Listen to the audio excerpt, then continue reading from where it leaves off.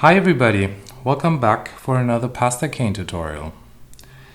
Today we're gonna make the fusilli that I was showing you before, and we'll try to make a fancy one with a gradient background.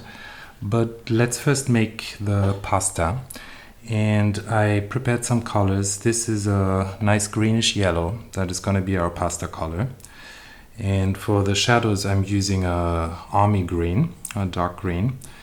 And then of course we'll need some white for the highlights. And I prepared these blends. This one is 10 by 10, this one is 7 by 7, and this one too at a thickest level.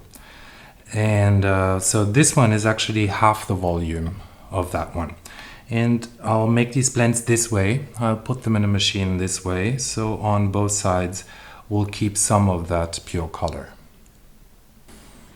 So here's the blended sheets, and from this one, from the dark one, the big one, I'll cut off a small stripe on the bottom, and from this piece I will make a bullseye cane. Make it flat first by making it thinner, and then I'll roll it up from the dark end, so the starting from the dark end, so the green will be on the outside of my cane. And then with these two I'll make a stop, which means I'm rolling them up this way, compressing them a little bit, and this one I'll roll it up too. Okay, so these are our 4 canes, and this one we'll need it later, so we put it on the side. And with these ones we want to make them into a cube, into a rectangle, and we'll make them flat this way, and then stretch them that way, and we'll make it into a flat and long rectangle, and they should have all the same length and width.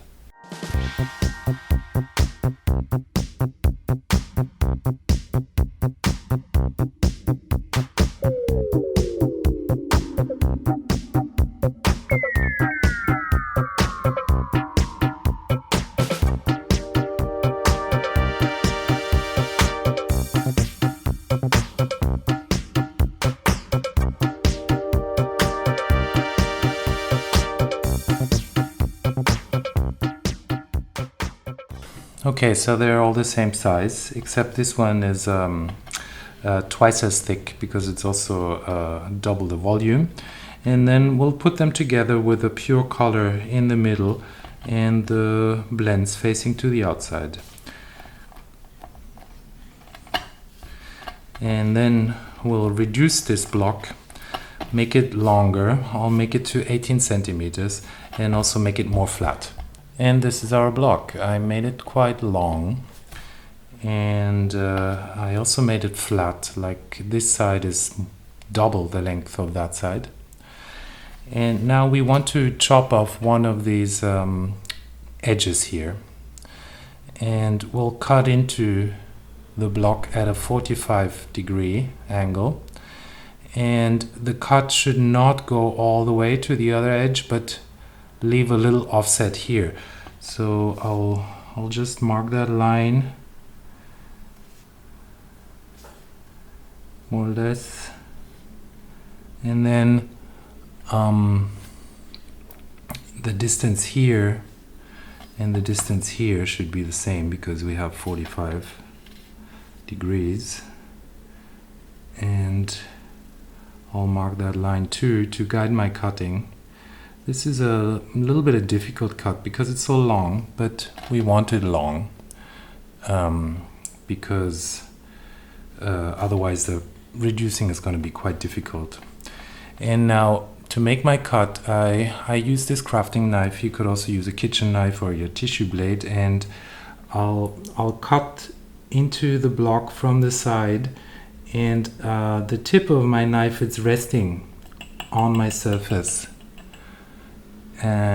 So I can keep my knife very stable. You know, I'll try to keep it exactly at 45 degrees, resting the tip on the surface, and then just slide it through slowly.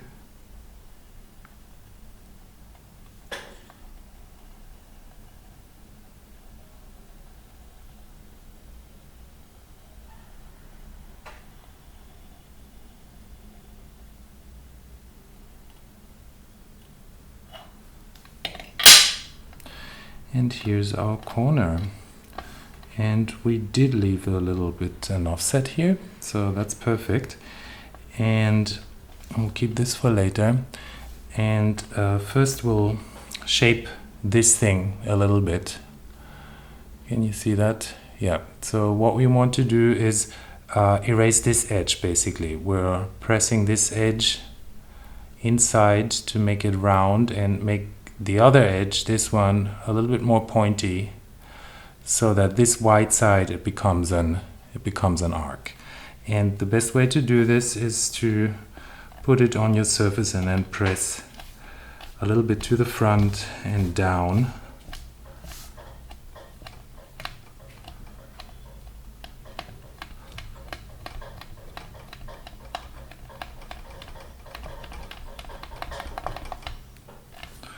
And take it up and make this corner here really nice and sharp, like a very sharp edge here. And also you can stretch that side a little bit.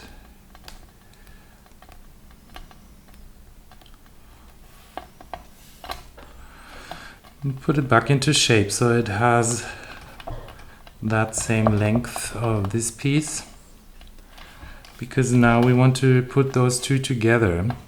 And the way we're putting it together, I want to show you in close-up. So this is how it was, and we'll just flip it like that, and then we'll have to flip it like that too. So I turned it, and then I'll attach it here on that angled edge here. You can make that a little bit longer maybe, so I have a bigger surface, because so again I'll attach it with the dark side on here, so I'll get these two tips here basically. Can you see that? Like that. Yep. And the best way to do it again is lying, like putting it on the surface, and then attach this. This is going to create one surface also.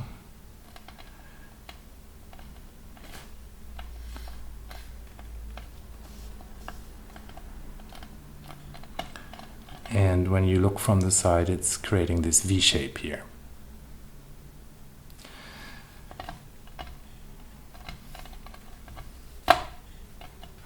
So this piece, I will keep it like that, resting on my surface with the dark side.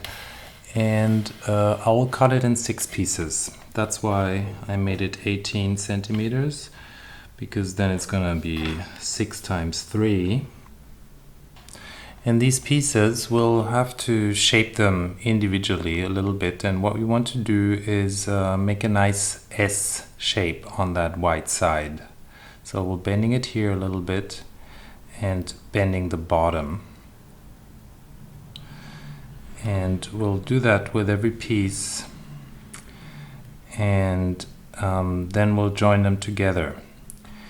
And the way we're joining them together is like the white is touching the dark surface, and we'll join the tip here flush like that.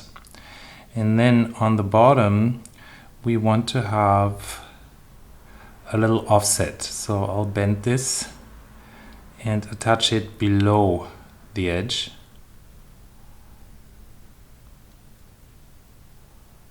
Like that. This is actually a little bit too long. Yep, that's better. Like that. And same for the next one, bend it first a little bit. Make this a bit more pointy and create the S. And attach it on the top first.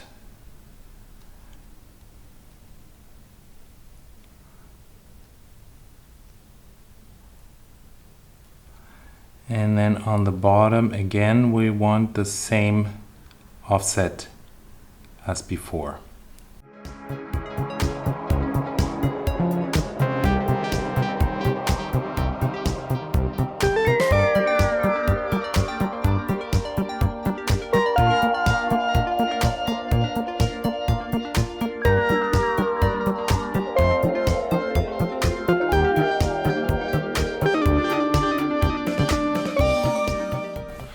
And this is pretty much our pasta already.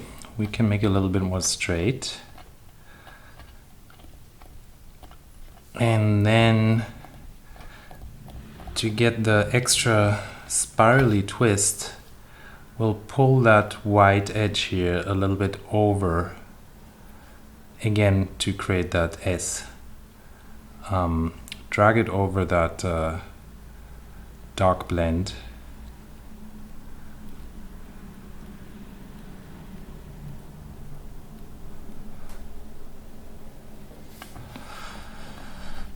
And then we'll get our bullseye cane and we'll make it the same height as our cane and cut it in half.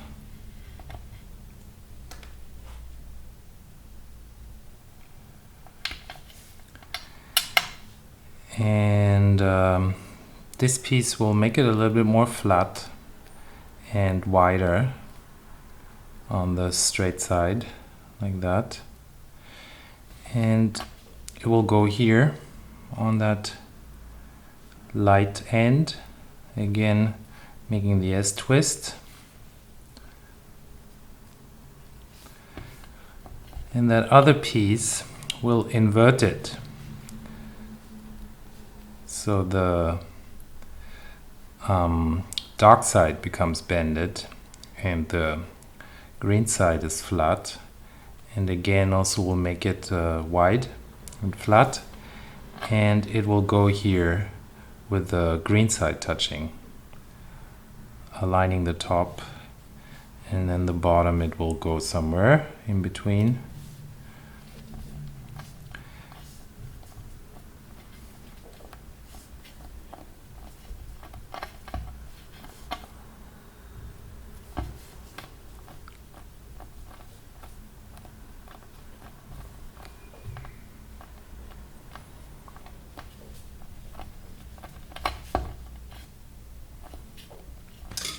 If you have a ceramic tool like this, it's kind of useful here because we want to keep this edge nice and wavy. You know, try not to push it too flat. It should keep these little arches. But, you know, don't overdo the shaping. I think it's already good the way we put it together. It doesn't need a lot of shaping.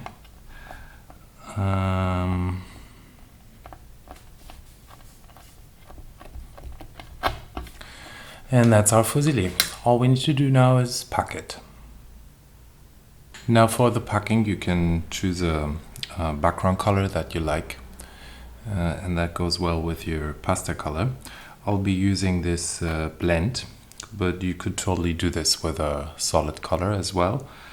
And the volume of this is the same as the that shadow blend we did in the beginning. So it was a sheet of 10 by 10 centimeters with a level 0.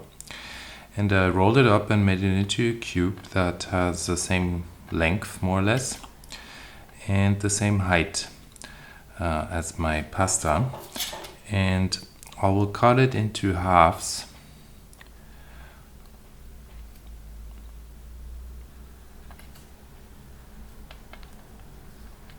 And then each half is going to go on one side. And I will shape it a little bit with a tool. And again, I'll be using this shaft of a brush. It could be a pen as well. And I'll press those shapes into it, making grooves. And it's going to be 1, 2, 3, 4, 5, 6, 7. And I'm exaggerating these shapes a little bit here, because on the pasta it has a tendency to get a little bit flat after shaping and after putting everything together. And then with these exaggerated grooves here, when pressing them into the pasta, it will also reshape the pasta a little bit.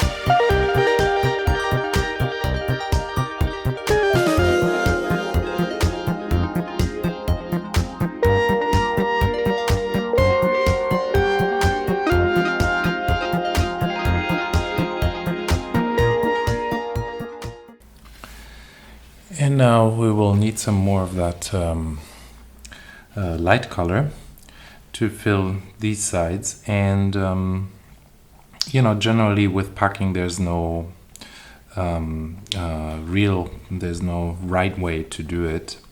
It's in any case it's a bit of a trial and error, so I will just take this block that has the height of my cane and I will chop off little pieces and try to fit them inside here and fill it into a cube.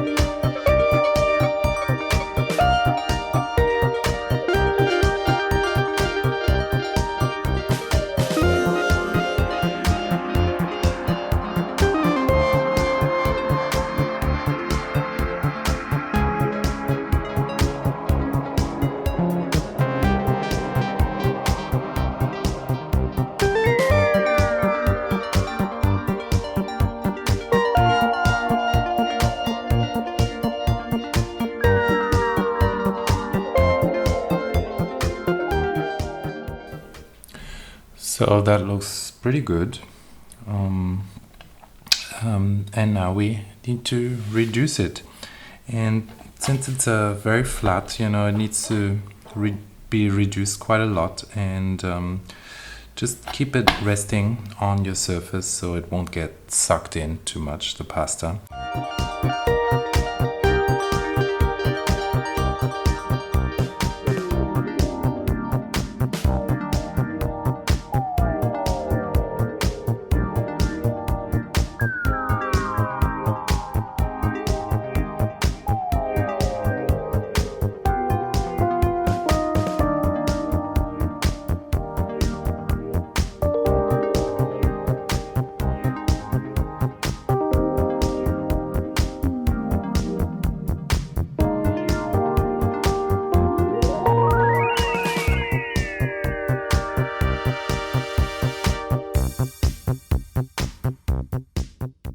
So this is our finished cane.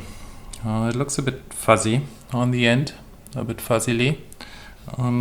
Let's open it to see how it turned out.